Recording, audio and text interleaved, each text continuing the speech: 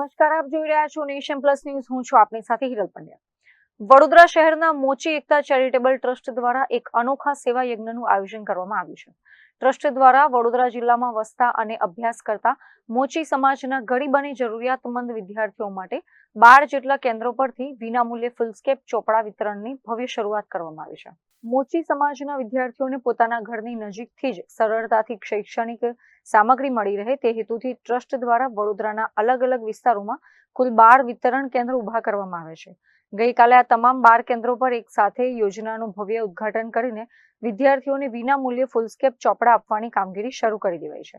આ ઉદ્ઘાટન કાર્યક્રમ દરમિયાન વિદ્યાર્થીઓનો ઉત્સાહ વધારવા માટે સમાજના અગ્રણી અને વડોદરાના કોર્પોરેટર વિજય ચૌહાણ તેમજ કોર્પોરેટર ગોપાલ ગોહિલ ખાસ ઉપસ્થિત રહ્યા હતા. બંને કોર્પોરેટરોએ પોતાના વરદ હસ્તે વિદ્યાર્થીઓને નોટબુક વિતરણ કર્યું હતું અને પોતાના પ્રેરણાદાયી સંબોધનમાં યુવાનોને ઉચ્ચ શિક્ષણ મેળવી સમાજનું નામ રોશન કરવા અપીલ કરી હતી.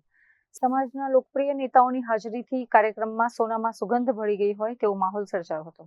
અત્રે ઉલ્લેખનીય છે કે મોંઘવારીના આ સમયમાં જ્યારે શાળામાં ફી અને સ્ટેશનરીના ભાવ આસમાને છે ત્યારે મોચી એકતા ચેરિટેબલ ટ્રસ્ટની આ સહાય ગરીબ પરિવારોના બાળકો માટે આશીર્વાદ સમાન સાબિત થઈ રહી છે.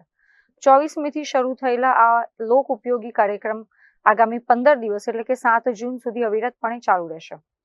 Bureau report, nation plus news, Vadodara.